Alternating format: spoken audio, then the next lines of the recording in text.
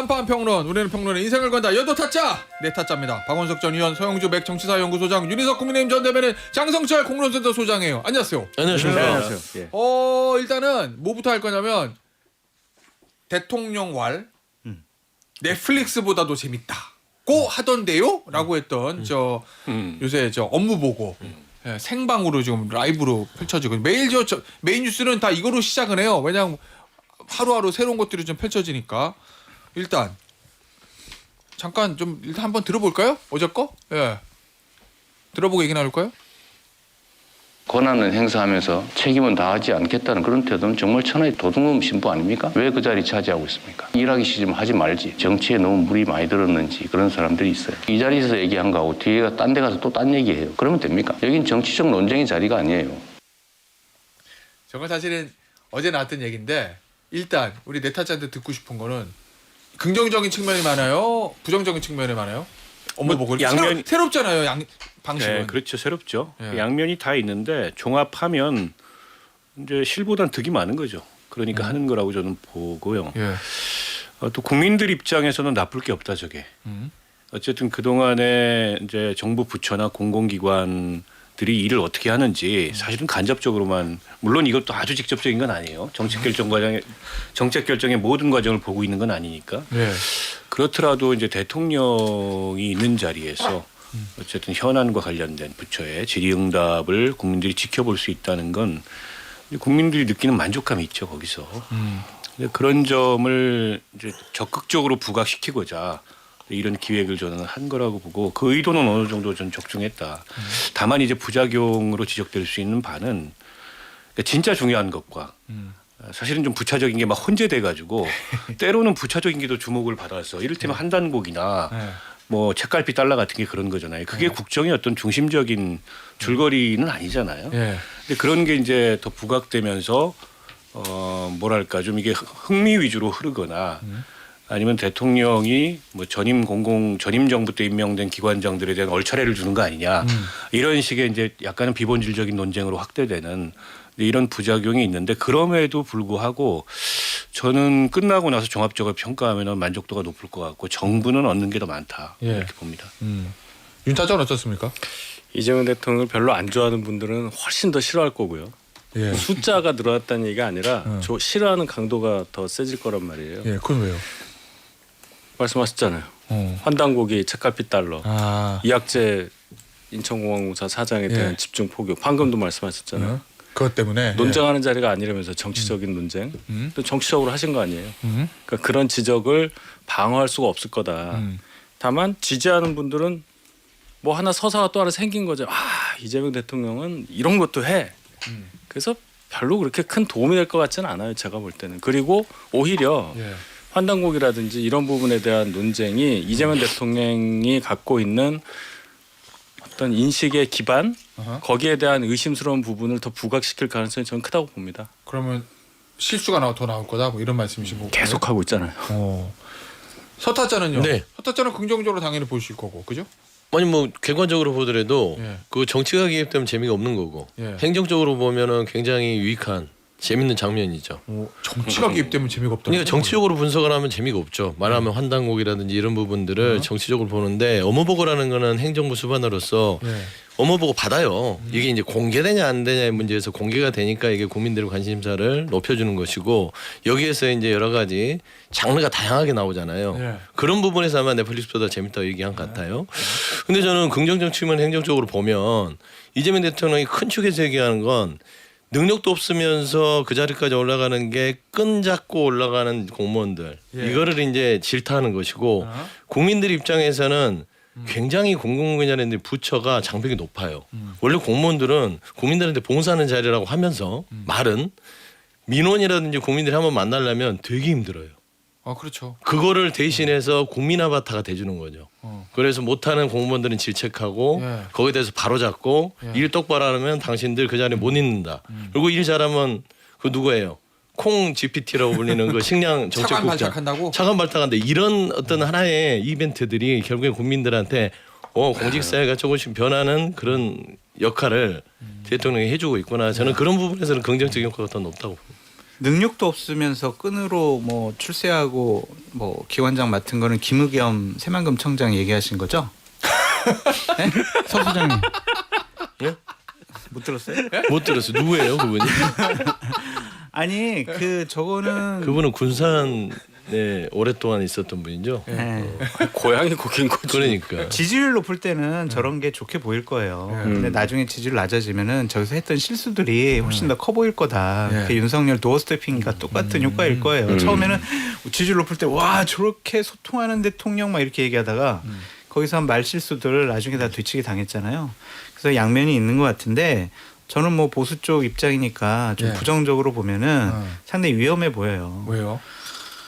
본인이 너무 미세하게 세밀하게 그렇게 국정 현안을 막 살피는 것처럼 보이잖아요. 대통령이면 망원경으로 크게 국정 운영을 해야 되는데 환율, 민생 문제, 뭐 주택 문제, 집값 문제 큰 아젠다를 가지고 해야 되는데 뭐 새만금 청장 그 매립 그거 다 안 됐죠? 뭐 안 되는 거 아니에요? 40% 못 했잖아요. 막 이렇게 세부적인 부분 들고 들어가면 국무총리가 할 일이 뭐가 있냐. 각 부처 장관들은 뭐 할 일이 있냐. 좀 그런 생각이 좀 들고 저게 아까도 우리가 영상으로 봤지만 도둑놈이라는 표현 쓰셨잖아요. 그렇죠. 이학재 공항공사 사장을 지칭한 것으로 보여져요. 문맥상으로 보면 여기서 했던 얘기 저기서 했던 얘기 다르다. 다들 그렇게 해석하죠. 이게 말이 돼요 이게. 이게 말이 되냐고 이게. 이렇게 딱 찍어가지고 지칭하는 게 말이 되냐고요. 이게 또 하나의 블랙리스트 아니에요? 쫓아내려고 하는 거 아니에요? 자, 이게 잘한 거예요. 그러면 반대로. 근데 좋은 점은 있어. 근데 뭐. 저는 참 이거는 옛날 정권부터 생각을 했던 건데 예. 원래 예전 정권들은 업무 보고를 1월달, 2월달 이렇게 받아요. 예. 그럼 실질적으로 3월달부터 진행이 되는데 12월달에 다 끝낸다라는 거잖아요. 그럼 1월달부터 스타트할 수 있잖아요, 부처에서. 일이. 네. 그러한 긍정적인 효과는 있는 것 같아요. 근데 전반적으로 보면 현재에서 판단해 보면 잘하시는 거죠. 아까 보수 쪽 입장에서 보면은 비판을 할 수도 있지만 만약에 내가 이재명 대통령의 참모라면 하라고 한다. 그 얘기잖아요. 한 번만 하라고 하겠어요. 그러니까 매년 저렇게 하면 안 될 거예요. 그러니까 첫 해 업무 보고이기 때문에 생중계와 같은 다소는 좀 극적인 방식이 저는 도입된 거라고 보고 매해 저렇게 할 수는 없죠. 그리고 오히려 이제 매해 하면은 갈수록 효과가 반감될 거예요. 피로감도 모르지, 생기고. 모르지 않을 거라고 보고. 다만 이제 공직 사회의 약간 기강도 좀 세우고 이른바 드자비를 좀 하는 거죠. 그러니까 내년부터 6대 구조개혁 의제를 던져놨어요. 근데 이제 그 구조개혁이라는 의제 하나하나들이 공직사회가 굉장히 유기적으로 움직이지 않으면 성공하기 굉장히 어렵습니다. 저는 그것의 밑자락 깔기 측면도 좀 있다 이렇게 보고요. 그리고 워낙에 이재명 대통령이 좀 남다른 소통 방식을 추구해요. 그러니까 직접 소통하는 이게 이제 처음 있는 일도 아니고 과거 경기도지사 할 때도 이런 걸 했었고 때문에 그런 것의 연장이다 이렇게 볼 수 있을 것 같은데 이제 그 점은 좀 유의해야죠. 이게 이제 망원경으로 보냐 현미경으로 보냐 때로는 현안에 대해서 현미경처럼 들여다봐야 될 일도 있어요. 그러나 지금 임기 초고 어떻게 보면은 정권의 의제를 세워야 되는 시점이잖아요. 그런 시점에 자꾸 이렇게 너무 디테일로 가게 되면 이 공직자들이라는 게 속성이 그래요. 가리키는 방향으로 갑니다. 리더가. 그렇죠. 근데 리더가 작은 데를 가리키면 자꾸 글로 가요. 근데 이제 리더가 멀고 긴 데를 가리키면은 이제 그걸 보거든요. 근데 그런 점을 좀 구분을 해야 될 텐데 뭐 이재명 대통령이 그런 걸 모를 뿐은 아니기 때문에 적절하게 밸런스를 유지할 거라고 봅니다. 혹시 윤타짜 이거 저는 이거 보면서 그런 생각 아니 모든 정부가 그렇지만 난 그런 생각이 들었어요. 전 정부와의 극적인 대비 효과를 누리는 거 아니냐? 그렇지. 왜냐하면 윤석열 전 대통령 도스팽 하다가 안 했거든요. 업무 보고도 했죠. 예. 빨리 끝내고 술 먹었죠. 국정원에서 증언이 나오잖아요. 그래요? 네. 실제로 확인된 거예요? 아니, 그럼요. 우리 추측은 아니고? 아니죠. 그 윤건영 의원이나 이런 사람들이 다 제보 그래요? 받아가지고 얘기했잖아요. 이게 아마도 전 정부와의 대비 효과. 만약에 예. 윤석열 전 대통령이 업무 보고받았을 때 생방송 할 수 있었을까? 라는 걸 이제 국민한테 물어보면 뭐라고 대답할까? 그거와의 어떤 대비 효과 누리는 거 아니에요? 아마 맨 처음에 이걸 기획한 분은 윤 대통령 초기에 민주당이 충격받은 그 도어 스태핑 거기에 대해서는 처음에는 다 뭐라고 반박을 못했거든요. 그런 효과를 어떻게 하면 얻을 수 있을까 하는 그런 생각에서 이걸 기획했다고 저는 생각해요. 근데 제가 볼 때는 대통령은 모든 걸 다 알고 공무원은 모른다는 전제하에서 하는 느낌이 너무 많이 들어서 위험하다. 예. 아니 아까 그 저 윤건영 의원이 얘기가 있네요. 있어요. 업무 보고 때 소폭 돌렸다. 네. 술 씨가 있었다. 빨리 술 먹는 끝나고. 씨. 말을 네. 그렇게 했죠. 그러니까 이제 그 윤석열 정부에서의 업무 보고를 상상해 보면 예. 뭐 술도 술이고 그건 극단적인 얘기 같고요. 저는 대통령 얘기를 다 했잖아요. 훈시를 했죠. 업무보고가 아니라 예. 훈시. 그거는 이제 언론 보도에 나왔잖아요. 업무보고하면 이렇게 하시오 하고 딱 끝이었잖아요. 그리고 예. 알아서 하시오 하고 했다는 게 이런 스타일이었는데 이재명 대통령은 최소한 질답을 하잖아요.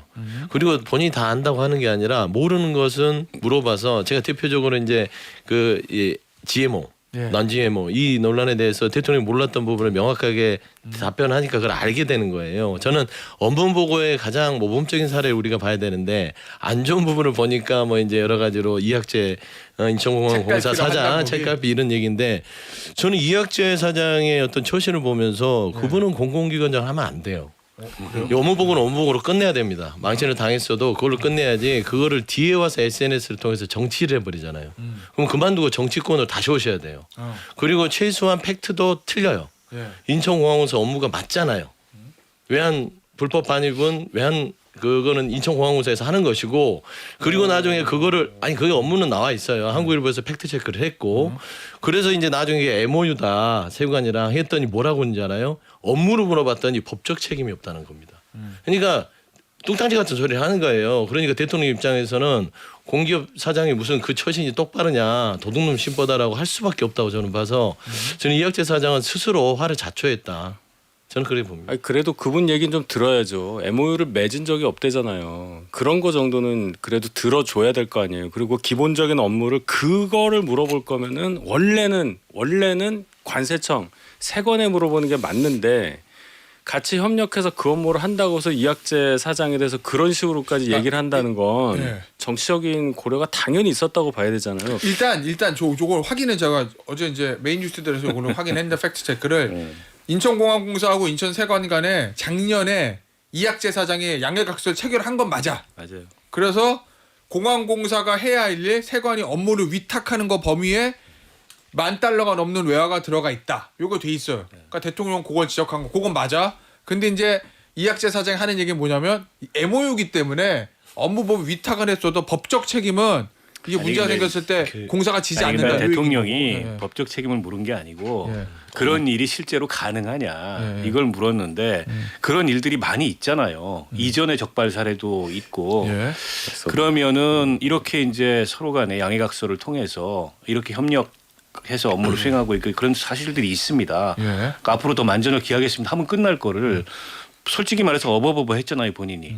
그래가지고 대통령이 별로 곱게 보지도 않는데 된통 당한 거고. 근데 웬 뒤끝입니까? 그걸로 끝내야지. 그러니까 제가 이상한 사람도요. 자, 이분이 어제 얘기를 했잖아요. MOU를 체결해서 업무를 위탁받았는데 위탁받은 적이 없다. 본인이 이제 얘기를 했단 말이에요. 그럼 이제 정말로 체결을 한 건지 체결하는 범위 내에 그 업무가 있는지 이 사람 얘기를 들어봐야 될 거 아니에요. 근데 도둑놈 뭐 자격이 없다. 정치를 하라 이렇게 하면 너무한 거 아니 아닙니까? 근데 이제 어제 국회 국토위에서도 그 지적이 있었는데 네. 국토위 현장에서 질의응답하는 과정에 SNS를 해요. 누가? 이학재 사장이. 예. 그래가지고 어제 된통 깨졌어요. 네, 국회에서. 예. 그 얘기 가지고 계속 SNS에다 그걸 하고 있는 거예요. 그러니까 저 양반은 자기 정치를 하는 거예요. 예. 본인은 어쨌든 공항공사 사장도 사장이지만 내년 지방선거 후보로도 거론이 되잖아요. 그러니까 그 부분인 건데 이게 이제 궁금한 게 뭐 이제 뭐 인천공항공사가 세관 뭐 업무 그거는 뭐 그러다 치고 전문 알아서 할 거고 국토위나 뭐 이런 데서 이학재 사장이 내년에 인천시장 후보를 노리기 때문에 대통령한테 두드려 막는 게 본인 정치적 입지에는 좋잖아요. 그래서 이 판을 키우는 거다. 요겁니까? 아니면은 저 대통령도 내년에 인천을 탈환해야 되는데 유정국 시장도 시장이지만 유력가 후보 중에 하나인 이학재 사장을 여기서 좀 주저앉혀야 되겠어. 양쪽 다 정치적 의도가 좀 있는 거로 보세요? 아니면은 그냥 언론 해석이에요? 대통령은 없고 이학재 사장은 있고 그리고 이학재 사장은 찍혔으니까 어차피 내가 이 자리를 계속 유지하느니 정치적으로 나가서 차라리 출마하는 게 낫겠다고 판단해서 저는 제2의 이진숙의 행태를 지금 보이고 있다고 봐요. 더 두드려 맞고 언론 보도할 그러니까 제가 낫다? 이제 뭐 이학재 사장에 대해서 여기에서 SNS를 쓰지 않았으면 좀 비판하지 않았을 거예요. 그리고 차라리 로키로 갔으면 차라리 이재명 대통령 욕을 먹었을 텐데 본인이 SNS에 대통령하고 지금 설전을 벌이고 있어요. 예. 공공기관장이 할 일입니까? 그리고 내용도 다 틀려요. 그래서 한국일보에서도 이미 인천공항 내부 문서에 외환 불법 반입에 대한 업무는 인천공항공사의 업무다라고 문서가 있어요. 그거를 국토에서 흔든 거예요. 그러니까 이제 궁색해지는 것이고 결국에는 본인이 그 자리를 유지할 건지 아니면 내던지고 나서 인천시장을 나갈 건지는 이제 정치적인 아마 이미 그 계산은 끝났다 저는 그렇게 보고 있습니다. 장타짜 이거 정치적으로 해석 좀 해주세요. 대통령과 이학재 사장의 충돌.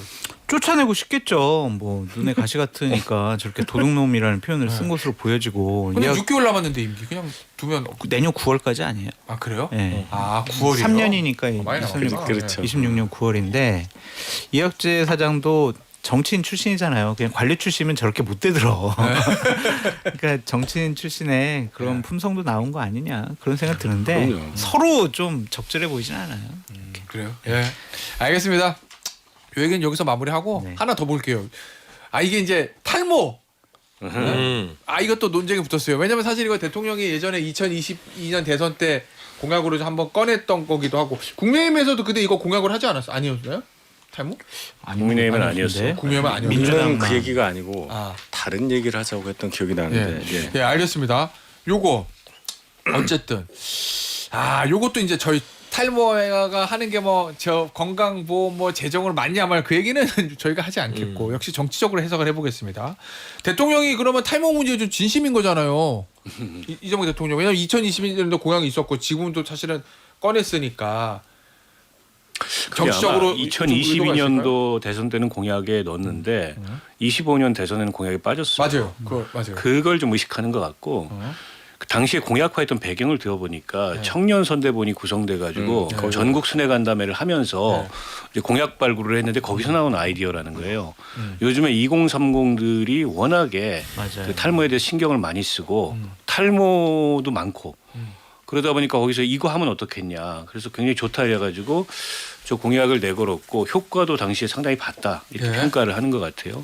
그래서 그 기억을 환기해서 이제 건강보험 그 적용 문제를 대통령이 다시 얘기를 하셨는데 다만 이제 공개석상에서 저렇게 얘기를 하면 기대감이 쫙 형성이 되는데 보건복지부에서는 당장 추진하기에는 좀 난점들이 있어요. 왜냐하면 건보 재정이 한계가 있기 때문에 우선순위가 늘 문제가 그렇죠. 되거든요. 그러면 희귀난치병이나 암인데도 비급여 치료들이 있어요. 그런 것보다 탈모가 더 중하냐.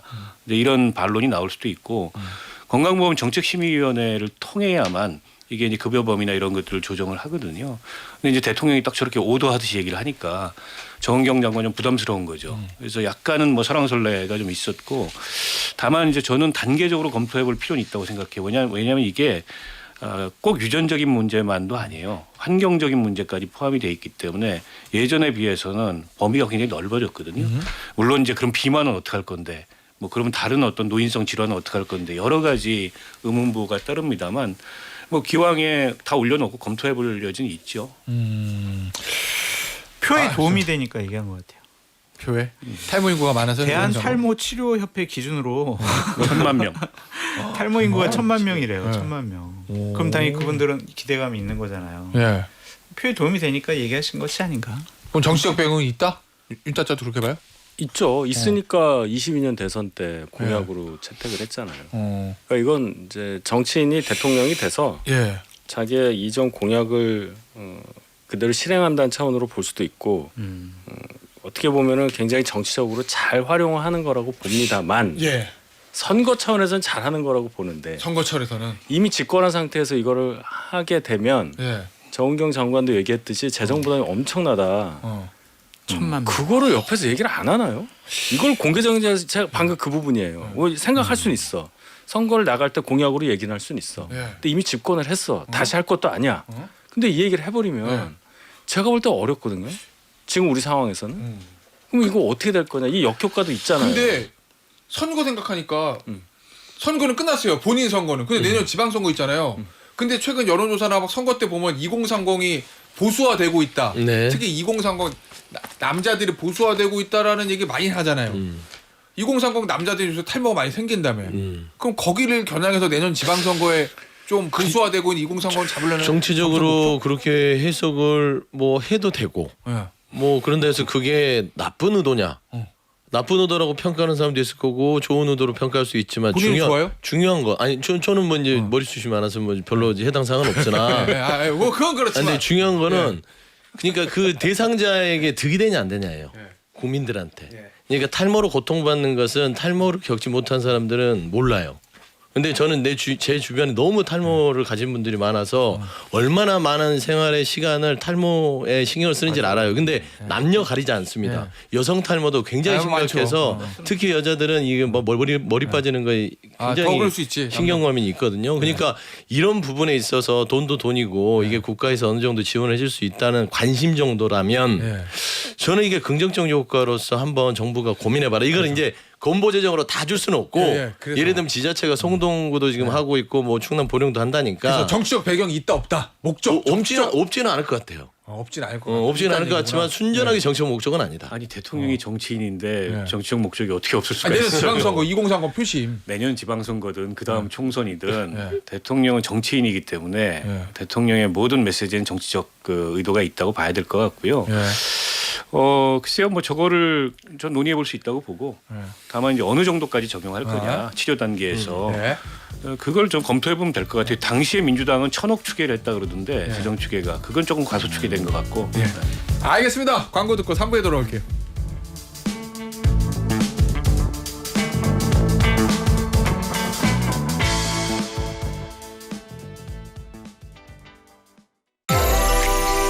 정치쇼 3부 여의도 타짜 계속됩니다. 저희가 2부에서 그 대통령 업무 보고 라이브 넷플릭스보다 재밌다고 대통령이 얘기했던 그 얘기 해봤는데 저희 본방불가에서 뭐 할 거냐면 예고예요. 예고. 심화 버전. 정치적 의도. 대통령의 정치적 의도는 무엇인가?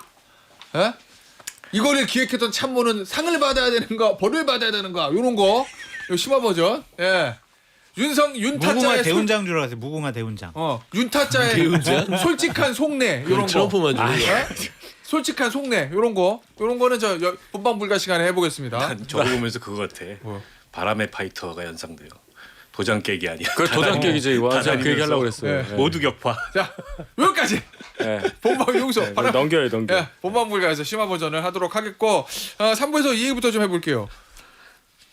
이거 내란 재판부 이제 이거 되는 거잖아요, 이러면. 그럴 것 같은데요. 뭐 이제 여권의 이견은 사라진 거잖아요. 그러면 이제 법을 추진할 텐데 이 위헌 논란 탈피할 수 있는 건가요? 그 위헌성은 많이 줄어들었죠. 거의 없다고 봐도 무방한데 문제는 실효성이죠. 그러면 아니, 그냥 고법에 맡기는 거하고 차이가 뭐지? 그러니까 지금 고법에서 어제 발표가 나온 게 전담 재판부처럼 사실상 운영하겠다. 그러니까 다른 재판 안 맡기고 그 재판만 할 수 있는 신속 재판부를 구성하겠다고 발표를 했어요. 그러면 이것과 내용적으로 차이가 거의 없어요. 다만 약간의 추천 절차를 둔다는 것밖에 없습니다. 그러면 이게 이제 조희대 대법원장 못 믿어서 하겠다고 한 건데 최종적으로는 대법관 회의를 거쳐서 대법원장이 판사들을 임명하도록 돼 있거든요. 법에도 수정하겠다는 법에도. 그럼 저걸 왜 굳이 해야 되지? 그냥 뭐 내란전담 재판부 얘기를 꺼내놨으니까 명분상 안 할 수 없어서 하나? 지지층도 좀 달래고 이런 평가가 나올 수 있죠. 게다가 윤석열 쪽은 무조건 위헌 시비를 제기할 겁니다. 되든 안 되든. 그거죠. 그 문제도 있죠. 민주당 대변인이 어제 이제 김어준 방송에 나가서 뭐라고 얘기했냐면은 내란 재판부는 직위원 재판부처럼 재판을 하면 안 된다라고 하는 확실한 경고의 의미다라고 해서 경고. 그러니까 실질적으로 막 밀어붙여가지고 하겠다라는 것보다는 너희들 그러면 안 돼. 진짜 우리 진짜 뭐 이거 만든다. 이런 차원인 것 같아요. 그래서 저는 안 할 것 같아요. 근데 일요일날 본회의에서 한다는 거 아니에요? 아니, 그러니까 법은 통과시키더라도 구성을 바로 할 필요가 없잖아요. 그래서 내년도 2월달에 윤석열 선고 보고 거기서 사형이나 무기징역 내리게 되면 이거 내란 재판부 할 필요가 없잖아요. 그래서 제가 우리가 보고 있다 직위원 뭐 이런 건가? 대변인이 고백을 했잖아요. 방송 나와가지고. 그래서 저는 그냥 겁방용이다, 협박용이다. 그렇게 보여집니다. 근데 법 통과되면 법대로 해야 안할 되는 수 거 아니에요? 없는데? 아니 근데 안 할 수가 없는데 구성 자체를 네. 바로 안 한다 이거지. 이제 추천위 같은 거를 네, 좀 네. 느슨하게 오래 끌 가능성이 있다는 얘기를 장타자가 하는 것 실제 같아요. 작동을 근데 뭐 이제 일견 내란 전담 재판부의 내용이 완전히 수정됐잖아요. 이게 이제 대통령실 입장하고 똑같이 이제 된 거예요. 네. 처음에 정청래 대표가 고집했던 거를 완전히 뒤집은 상황이라고 봐야겠죠. 그냥 이름만 있어요. 간판만 내란 전담 재판부. 내용은 그대로 그냥 법원의 모든 것들을 다 결정하게 해주고 추천을 하는 것이고. 위원 제청을 하더라도 그러니까 2심 재판부로 이제 1심 선고를 하고 넘기면 그 한소심 재판부가 이걸 받아들일 가능성이 없을 만큼의 내용을 담았다고 봐요. 예. 근데 이제 중요한 건 이게 이 사법부 참 저는 고약한 게 진즉 서울 고법처럼 그렇게 내란 전담 재판부를 지정해서 거기에 집중하게 하겠다 하지. 이걸 하겠다고 또 정치권에서 압박하니까 뒤늦게서 이제 그 뒷수습을 하는 사법부 조금은 김빼기 작전을 지금 조희대 사법부가 하는 게 아닌가라는 생각이 드는데 예. 일단 내란 전담 재판부는 두 가지 측면 하나는 여러 가지 국민들의 우려와 민주당 내 지지층들의 요구 그건 해야 되기 때문에 예. 일단 칼을 뺐으니까 두부라도 잘라야 될 거 아닙니까? 저는 그런 차원에서 나름대로 그냥 어느 정도 납득할 만한 수준의 법안을 만들어서 지금 통과시키려고 하고 있다고 보면 되겠다. 알겠습니다. 근데 어쨌든 이제 2월달에 저 뭐야 1심 결과 나오는 거 보면 그러면 이제 장타차 상대로 실제로 법은 통과되더라도 구성이 될 건지 안 될 건지를 볼 수 있다 뭐 이런 얘기군요. 정청래 대표도 얘기했어요. 지도회의 때 내란 재판부가 지기현 판사의 침대 축구식 재판, 법정 모욕과 조롱을 원천 봉쇄하는 역할을 하기를 기대한다. 경고의 의미가 큰 거예요. 경고의 의미. 어쨌든 근데 만약에 실제로 구성이 되면 그걸로 돌아가면 윤석열 전 대통령은 위헌 소송 걸어가지고 그러니까. 무조건 낼 거예요. 연기를 시킬 거다 재판에 지연시킬 요 얘기고 알겠습니다. 그리고 요거 좀 보죠. 내란 특검의 최종 수사 결과를 발표했어요 월요일 날. 좀 며칠 되긴 했는데 그래도 우리 네타자의 생각들을 제가 직접 들어보고 싶어서요. 윤타자부터 할까요? 별로 우리가 기대보다 예상했던 건 없었잖아요. 길게 하고 60명 검사 차출해서 한 거 예. 치고는 그렇게 뭐 새로운 게 나왔다거나 그런 게 없어서 예. 그런 차원에서는 무능하다고밖에는 얘기할 수 없고 예를 들어 저희 당에 대해서 정말 해산이 될 만한 큰 충격적인 뭘 밝혀서 세게 드라이브를 할 걸로 봤는데 아무것도 못했잖아요. 그럼 이 특검이 역시 민주당이 구성해서 그런지는 몰라도 예. 너무 정치적 성격을 많이 띄었었다. 그리고 조은석 특검이 발표할 때도 보면은 무슨 옛날에 막 군인이나 이런 분들 나와가지고 무슨 대공 작전 나중에 발표하는 것처럼 윤석열은 뭐 이러면서 예. 세게 얘기하잖아요. 개인적 사감이 너무 드러나더라고. 그럴 필요 있을까 싶어요. 예. 네. 대화 드라마의 일부는 잘 끝낸 것 같아요. 그래도. 1부는 잘 끝냈다? 네. 그럼 뭐 2부 나왔다는 얘긴데? 2차 종합 특검 한다라고만 하고 있잖아요. 예. 그러니까 그게 국수본에서 하든 특검에서 하든 뭔가 이거랑 김건희 특검이랑 엮어가지고 계속 프레임을 걸 거는 것 같은데 일단 많은 사람들이 재판에 넘겨졌고 예. 구속된 분들도 있고 여러 가지 우리가 몰랐던 부분들 우리가 맨날 우리 방송에서 이랬대요 저랬대요 그럼 맨날 하고 그거 진짜예요? 개인 의견이죠? 막 이랬던 것들이 확인이 되는 예. 그런 중요한 계기였던 것 같은데 한계는 분명히 우리가 인정을 해줘야 될 것 같아요. 왜냐하면 예. 탄핵당하고 난 다음에 이 특검이 구성되기까지 시간이 꽤 걸렸잖아요. 그러니까 맞아요. 증거인멸할 수 있는 시간이 분명히 많았다고. 예. 그런데도 불구하고 이 정도 성과 낸 것은 어느 정도 의미 있다. 그렇게 보여집니다. 아니 좀 미진하다는 생각이 들죠. 예. 왜냐하면 새로운 얘기는 없으니까. 그리고 이제 계엄의 동기 관련해서 권력 독점을 통해서 뭐 장기 집권 이 5건대 요체는 그건 다 사실 원론적인 하나만 했는데. 네, 그러니까 수사는 사실 뭐 공소장을 통해서 말하는 거지 예. 무슨 발표문을 통해서 말하는 건 아니기 때문에 예. 그러다 보니까 가장 인상이 깊었던 그 발표 내용은 너 때문에 다 망쳤다 이거예요. 맞아요. 나는 다 계획이 있었어. 네, 그건 이제 뭐 계엄에 직접 가담한 건 아닌 것 같다. 증거를 찾을 수 없었다.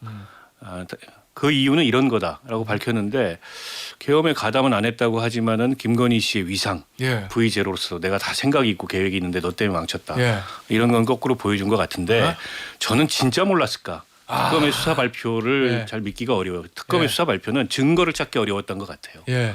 그러나 어쨌든 윤석열 전 대통령이 이미 당선된 첫 해부터 시작해서 술만 취하면 뭐 비상대권 얘기하고 싹 쓸어버리겠다 또 얘기하고 그 얘기를 김건희 씨한테 제일 많이 하지 않았을까요? 어떻게 몰랐겠어요? 예. 좀 믿기지가 않아요. 그 얘기 정말 몰랐을까? 그 다음에 나는 다 계획이 있어. 계획은 무엇이 있는지 그거는 심화 버전이니까 본방불가로 넘기고 우리 특검 첫 얘기하네. 타짜에. 아니 평가는 들어야죠 당연히. 평가 들어야죠. 짧게 그럼요. 얘기하면 사초를 쓰는 심정으로 이 수사를 하겠다고 했는데 열심히 한 거는 저도 인정은 해요. 예. 시간도 좀 부족했고 여러 예. 가지 이제 수적인 부분, 특히나 내란 우두머리에 수사의 비협조적인 차원에서 그 사람이 입을 열어야 되는데 한 번도 입을 연 적이 없잖아요. 예. 그러니까 이제 이 12.3 그날에 대한 배경을 밝히기가 한계가 있었다라고 보지만 저는 아쉬운 점은 동기를 못 밝혔던 것 같아요. 그냥 단순히 뭐 권력을 독점하고 뭐 이건데 왜 독점하려고 했을까? 예. 그러면 배우자인 김건희를 지키기 위해서였는가? 이 부분에 대한 명확한 어떤 수사의 방점을 찍지 못해서 이건 2차 특검이 필요하다. 동기가 중요하다. 알겠습니다. 자 심화 버전은 불가해서 합니다. 그리고 다음 주제는 요거. 저기 윤희석 대변인 네. 전 대변인이구나. 네. 아직 인증 못 받으셨죠? 인증이요? 네. 그 다 끝난 얘기 아니에요? 끝냈어요? 아니 괜찮으십니까? 뭐 얘기? 김종혁 전 최고위원 징계 받아가지고. 아 저요? 네. 네? 저를 징계하려면 할 수도 있겠죠. 오. 이게 다 발언 막 하면은 이게 예. 진짜 당을 혼란스럽게 하는 거고 당 대표를 모욕한 거고 그럴 수 있겠죠. 왜냐면은 그 비슷한 잣대를 보면 왜냐면 윤타짜도 제가 들은 것만 해도 공개적인 방송에서 비판 많이 했잖아요. 당하고 당 대표를. 그 장모 씨가 얘기를 하더라고요. 어느 유튜브 나가서 명단을 쭉 거기 저 장모씨 있던데. 누구? 장해찬 부원장? 예. 장해찬 부원장이 유튜브 나가서 징계 대상 예상 명단을 발표했어요? 야, 고성욱 씨 옆에 고성욱 씨 하는 방송인 것 같은데 거기서 이렇게 쭉 누구 얘기하던데 호칭도 없이 이름만 쫙쫙. 누구 얘기했어요? 그러니까 김종혁 예. 최고위원 얘기하고 예. 저, 예. 뭐 박상수, 예. 예, 뭐 그렇게. 그러면 장동혁 대표 블랙리스트. 살생부에 살에 들어가 있는 거네 그러면? 그렇다 봐야 되겠죠. 그래요? 두려우십니까? 훈장이야 훈장. 예? 뭘? 아니 일단 평가부터 좀 해볼게요. 김종욱 전 최고위원. 이제 박타차의 평가만 듣죠 이건. 아니 무리하죠 누가 봐도. 예. 아니 당내에서 저 정도 비판을 못 합니까? 우리가 정당을 하면서. 예.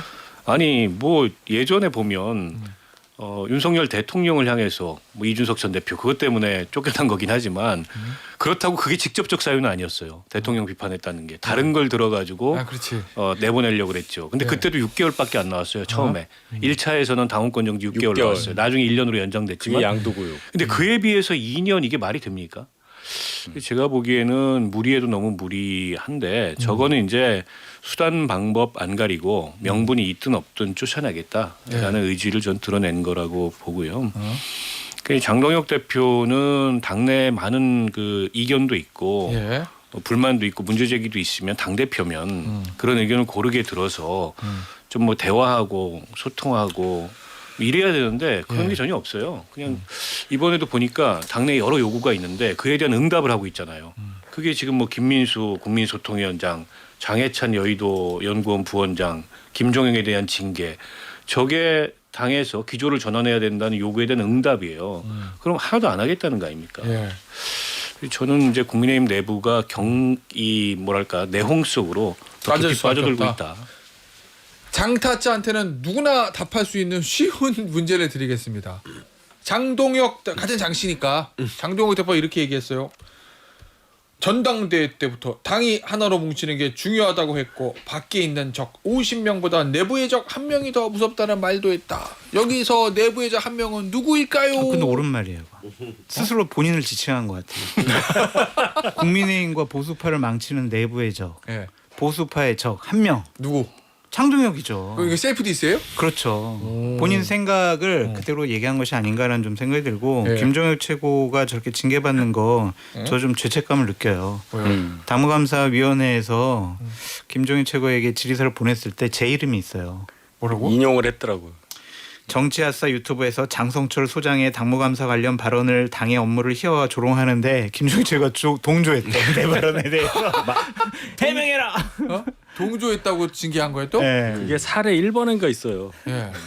사례 1번에 그게 당협위원장 본분으로서의 직무에 적합한 거냐? 이게 답하라. 그래서 정말 김종인 최고위원께 죄송하다는 말씀도 전해드립니다. 아니 그러면은 근데 제가 이거 전반적으로 보니까 얼마 안 남았구나 그런 생각이 드는 네. 거예요. 누가요? 장동혁 체제 왜요? 이게 극단으로 가잖아요. 예. 누구나 봐도 이상한 짓을 계속 하고 있잖아요. 2호선 당무감사위원장의 과거의 발언들을 봐봐요. 거의 거리에 소를 돌로 쳐 죽여라 이거. 아니 그 과거 전에, 전에? 예, 뭐 있어요?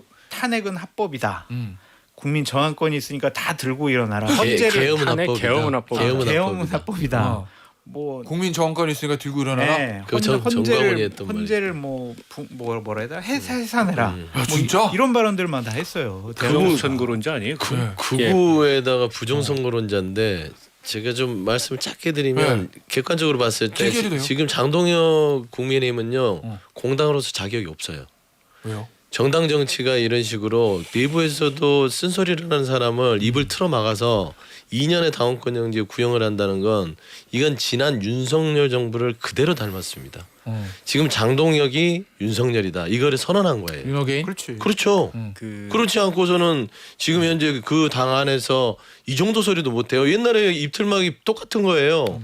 그 다음에 김민수, 장해찬 세워놓고 가는 건데 저는 이게 장동혁 대표가 잠시 살려고 일단은 작전상 세게 한 명의 인질 긁어 버리는 거다. 한동훈 전 대표는 지금 직접적으로는 타격을 못해요. 그러니까 그 옆에 있는 장동혁 아니 김종혁 전 최고를 가장 대표적인 케이스로 딱 하나 걸어놓고 윤리위는 언제 윤리위원장을 임명해서 갈지는 모르겠어요. 예. 그래서 일단은 그걸 보는 거죠. 추이를 당내에서 여러 개 했는데 어떠나 당내 의원들은 어떻게 움직이나 당원들의 지금 여론은 어떠나 이걸 지금 간보는 작전이에요. 그게 어느 정도 봐서 이대로 밀어붙여야 되겠다 하면은 한동훈 전 대표까지 바로 갑니다.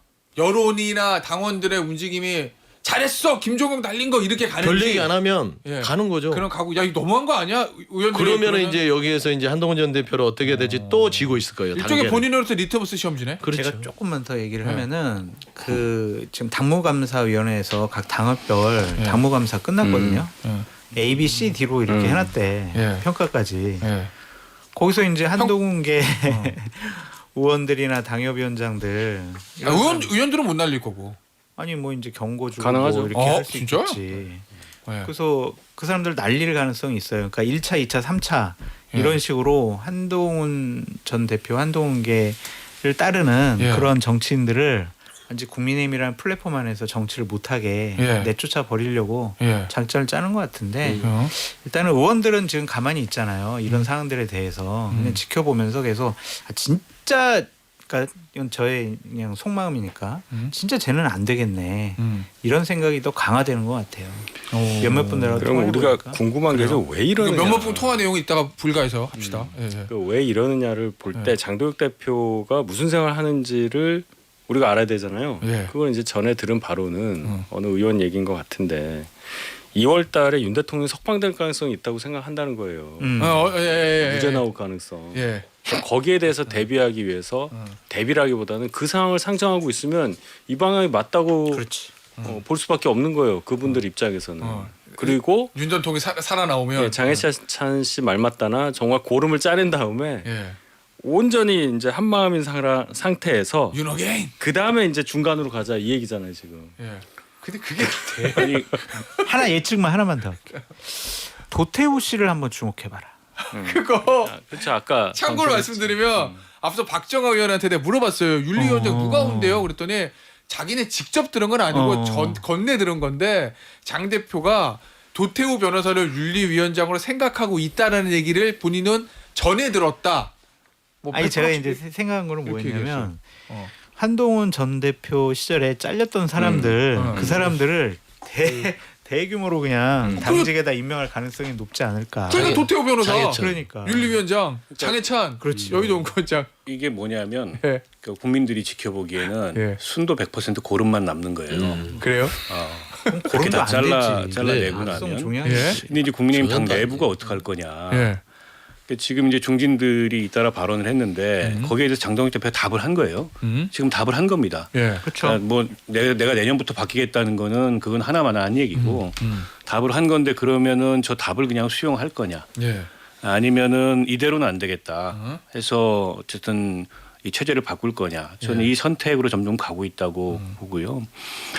그러니까 저는 그냥 안 물러설 거라고 봅니다. 안 한동훈 물러서죠. 아니 저 장동혁 대표가 칼을 뽑았기 때문에 전 계속 휘두를 거라고 보고 한동훈 전 대표 징계도 갈 거예요. 그거 안 가려면 왜 저렇게까지 하겠어요. 뭐가 남는다고. 그거 가겠다는 얘기입니다. 어떤 그러죠. 아니 뭐 그게 말이 되든 안 난 되든 탈당 공고 그게 시킬 것 같아요. 타당하든 타당하지 않든 하겠다는 겁니다. 그리고 나서 법적 대응이나 이런 걸 통해서 설사 그게 실패로 돌아가더라도 자기 지지층들에게는 확실한 메시지를 주는 거예요. 나는 어쨌든 저 해당 행위자들을 쫓아내기 위해서 내가 할 수 있는 최선의 노력을 다했다. 이게 전 지금 장동혁 대표는 뭐 당원 전체를 보는 것도 아니고 보수층 전체를 보는 것도 아니고 자기 지지층을 보고 정치를 하고 있다고 생각해요. 제가 윤희석 대변인께 좀 조언이나 건의드리고 싶은 건 뭐냐면 자극적인 발언과 장동현 대표 체제를 공격하는 센 발언들을 해서 빨리 징계받아라. 그게 훈장이고 오늘 하세요. 본방불가에서. 그것이 나중에는 결국에는 더 당의 입지를 강화시킨다. 문재인 정권 때 탄압받았던 사람 윤석열 정권에서 잘 나가고 윤석열 정권에서 못 나갔고 자천받았던 사람 지금 이재명 정권 잘 나가잖아요. 그러니까 미래를 보시고 자극적으로 더 그냥 강력하게 더 하십시오. 자, 본방불가까지 딱 15분 남았습니다. 정치를- 15분 동안 생각 정리하세요. 정치를 네. 그렇게 하면 안 되죠. 그럼 어떻게 해요? 아니 뭐 쇼하면서 할 필요는 없다고 생각해요. 예. 그렇게 할 거면 진작 했지. 예. 그쵸? 해 지금 네. 이제 저기 한국일보에 단독 보도가 하나 있었는데 장동혁 제목만 장동혁 윤리위원장 추천받았다. 윤리위원장 후보 법조계 학계 등 수명 추천받아 장 대표 쪽 관계자 장 대표가 법조계 인사만 고집하지는 않겠다는 생각. 도태우야? 그런 또 생각이 난다. 아니 도태우 변호사는 법조계 인사죠. 변호사잖아요. 정치인 예. 이기도 그 그럼 누구 이제- 생각해요? K 씨? 그쵸. 오. 그 몇 명 없어요. 그 유튜브 하시는 그렇죠. 그 진짜 고성국 TV의 고성국 박사가 할 수도 올 있죠. 있다. 할 수도 있죠. 뭐 더한 것도 지금 하고 있잖아요. 할 수도 있죠. 지금 그래요? 제일 세게 밀어주고 있잖아요. 장동현 체제를. 예. 알겠습니다. 아니 일단은 저 도태우 변호사님이 아까 박정희 의원의 전원으로 들은 거다라고 얘기를 한 거고 고성국 TV의 고성국 박사는 저 뇌피셜입니까? 그것도 근거가 있는 거예요? 처음에 그 얘기 나왔었잖아요. 아, 맨 그랬어요? 처음에 서정욱 변호사 얘기도 나오고 또 본인은 안 한다고 했고. 서정욱 하면 괜찮아요. 근데 판이 재밌게 돌아가는 게 저는 이제 김문수 전 후보가 참전했잖아요. 어저께 여기에 밤에. 예. 이게 재밌어요. 아. 그러니까 이제 장동혁이 예. 대표의 여러 가지 행태들은 이거는 상식적으로 이미 공당의 자격을 상실한 행위들을 하고 있는 것이고, 예. 근데 그 안에 세계모니는 김문수 전 후보의 참전. 알겠습니다.